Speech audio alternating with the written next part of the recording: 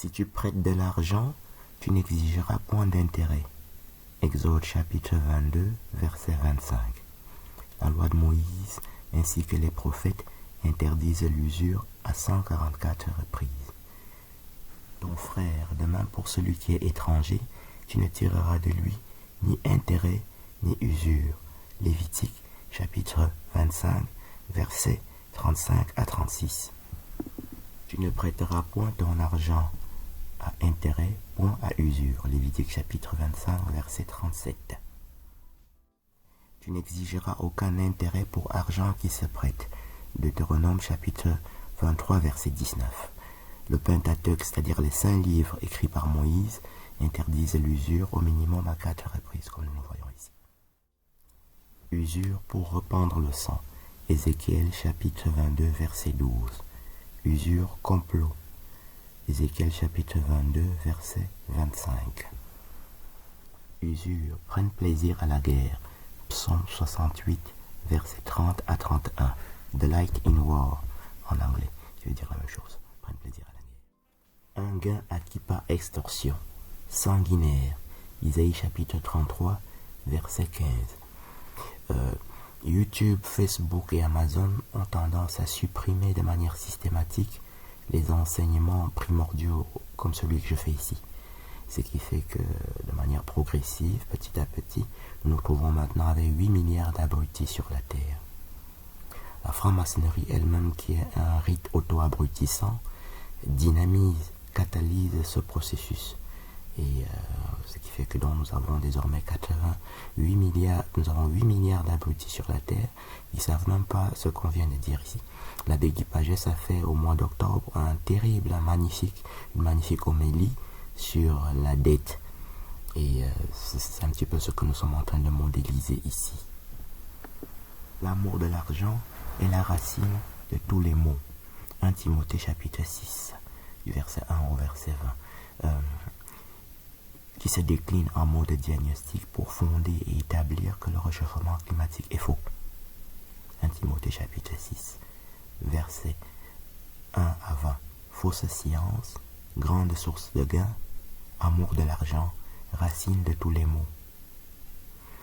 Donc le réchauffement climatique est faux, de manière diagnostique ici.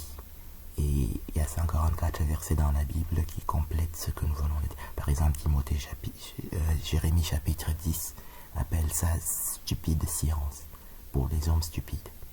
Jérémie chapitre 10 appelle ça aussi œuvre de tromperie. Donc le réchauffement climatique est totalement faux.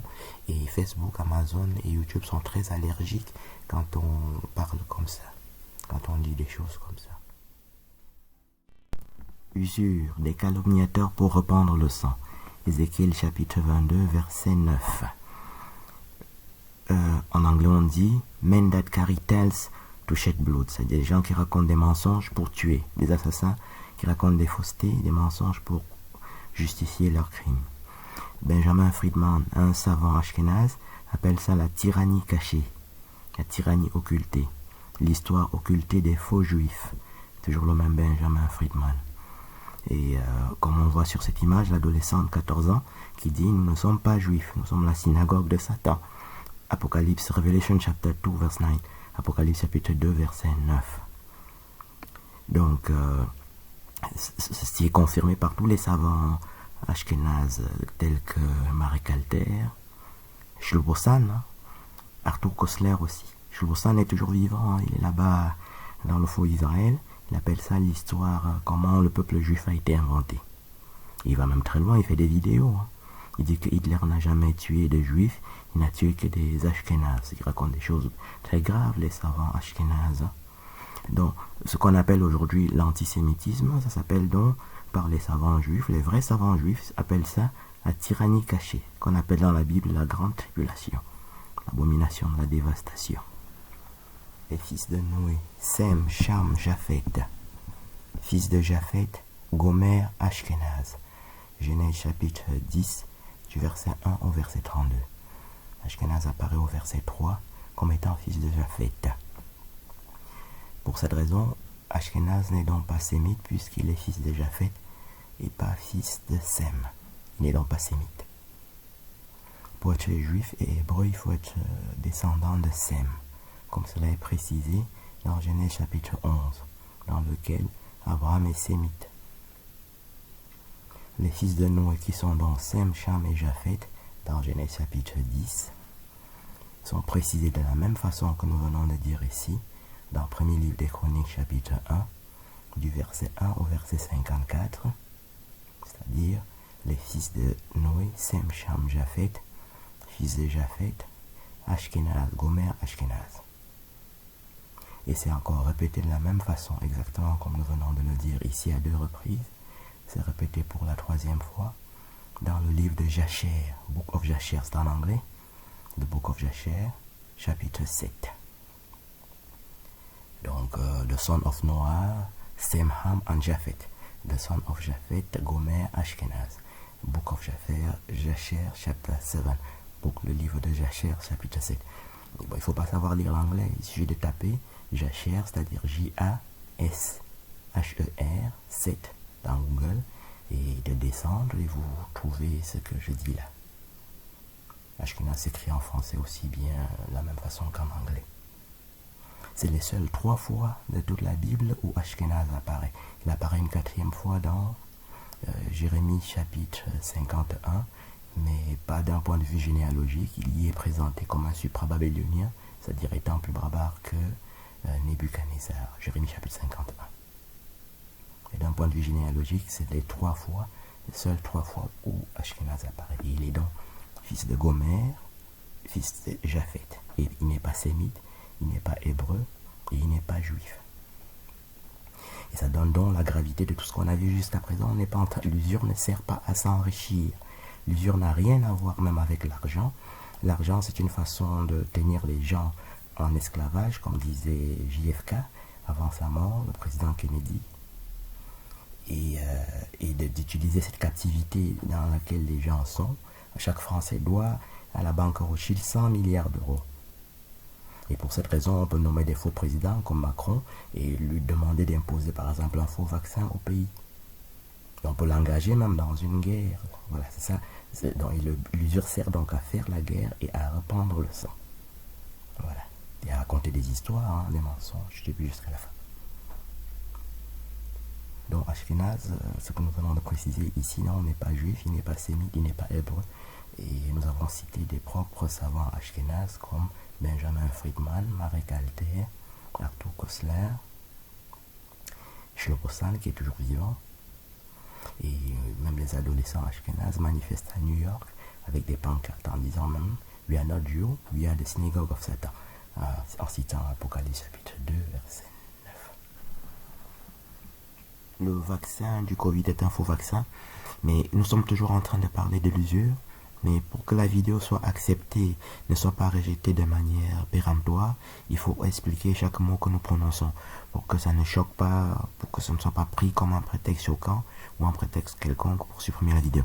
Le vaccin est faux parce que ils sont très allergiques sur le vaccin aussi. Ils veulent pas qu'on en parle. C'est pour ça qu'ils s'en prennent au professeur Raoult, qui est le meilleur microbiologiste mondial.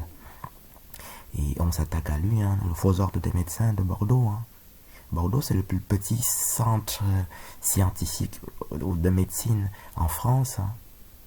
Quand je faisais de la recherche médicale, chaque fois je venais fouiller dans Bordeaux, dans l'Aquitaine, pour voir s'il y avait quelque chose à dire d'un point de vue statistique, pour faire mes statistiques.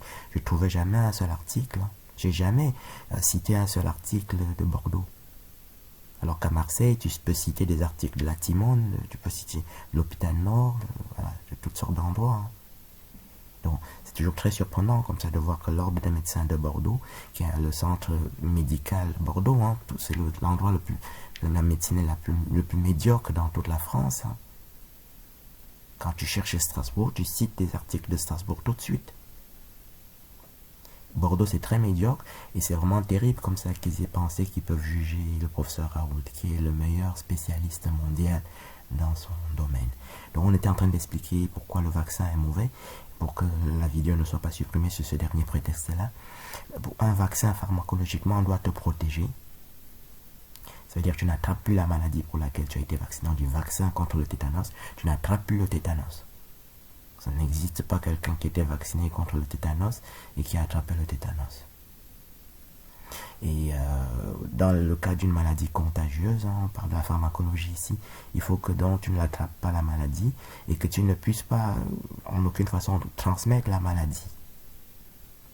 Par aucun chemin. Voilà. Parce que tu es guéri. Hein. Le vaccin de la grippe, par exemple, tu attrapes une petite grippe qui n'est pas symptomatique, que tu ne sens pas vraiment, ce n'est pas une grippe. Et tu ne peux plus attraper la grippe. Donc tu ne fais pas la grippe fulminante qui tue les vieillards. Voilà. Donc tu es protégé contre la grippe. Tu n'attrapes plus la grippe et tu ne peux plus transmettre la grippe parce que tu ne l'attrapes pas et que tu ne peux plus le virus ne circule plus par toi. Donc ça c'est les deux prérequis. Ça veut dire que tu n'attrapes plus la maladie et tu ne peux pas transmettre la maladie non plus. C'est très important. Dans les vaccins d'auparavant contre la rougeole et tout ça, c'était important que ce soit comme ça. En France, il y a plus de 80% de la population qui est vaccinée et la maladie est toujours fulminante. Donc ça c'est une autre preuve que c'est un faux vaccin. Le réchauffement climatique, nous avons pris ici les fondamentaux, mais les faux présidents américains qui racontaient ça, que les glaciers vont disparaître, ils n'ont jamais disparu. Hein. Aucun glacier n'a disparu. Et il disait aussi qu'il va y avoir l'élévation des niveaux des mers et que plusieurs endroits de la Terre vont être submergés. Il n'y a pas un seul endroit de la Terre qui a été submergé. Hein. Al Gore, c'est un faux président américain. Hein. Donc quand on parle de faux Macron, les gens savent pas, mais les présidents d'auparavant étaient déjà très faux. Hein. Il avait cité une 50aine d'endroits catastrophiques comme ça qui allaient disparaître parce que les glaciers allaient fondre là-bas et venir submerger, c'est-à-dire augmenter le niveau des mers. Ça n'a jamais augmenté. Hein. Donc Al Gore et tout le monde, c'est des faux présidents. Hein. Et Macron encore plus aujourd'hui. Donc le vaccin actuel est très faux. Donc il faut qu'un vaccin te protège, tu n'attrapes plus la maladie. Et tu ne peux plus contaminer une personne. Ça, c'est deux prérequis. Il y a quelques autres, ça veut dire que la toxicité doit être acceptable aussi. Alors ça, on n'a pas. Hein. C'est un vaccin qui est très toxique. Luc Montagnier appelle ça un poison. Voilà. Donc nous sommes toujours... Luc Montagnier, c'est le plus grand savant français de tous les temps. Prix Nobel de médecine. Le prix Nobel de médecine est le plus dur de tous les prix Nobel. La médecine, personne n'entre en faculté de médecine comme ça. Pour entrer en faculté de médecine, tu dois être premier de la classe presque toute ta vie. Et chaque cours à la faculté de médecine fait 1000 pages. L'anatomie des os, c'est 1000 pages. L'anatomie des vaisseaux, de l'artère, c'est 1000 pages. L'anatomie du cerveau, c'est 1000 pages. La pharmacologie, c'est 1500 pages même. Voilà. Donc quand tu vois un médecin généraliste comme ça, il est dangereux, hein, il est fort. Donc prix Nobel de physique, c'est pas grand-chose. Donc quand Luc Montagnier dit que ce vaccin est un poison, c'est que c'est un poison. Il comprend ce qu'il dit. Hein. Donc c'est le plus grand savant français de tous les temps. C'est comme ça que ça se passe. Bien. On est en train de parler des l'usure, mais nous devons expliquer chaque mot pour que la vidéo ne soit pas traitée d'appel à la haine, traitée de... je sais pas, ils suppriment les vidéos. Toutes les personnes qui ont parlé du vaccin, on a supprimé leurs vidéos. C'était pas souvent des médecins, mais même les médecins disent la même chose, parce que c'est tellement vulgaire que tout le monde comprend ce qui est en train de se passer. Tu n'as pas besoin d'être médecin. Même les comiques français disent exactement ce que je viens de dire là. Et c'est la seule fois dans le monde où un comique peut comprendre la médecine aussi facilement. Tout le monde, tout ce que les musiciens disent de ce vaccin, c'est exactement ce que je viens de dire ici.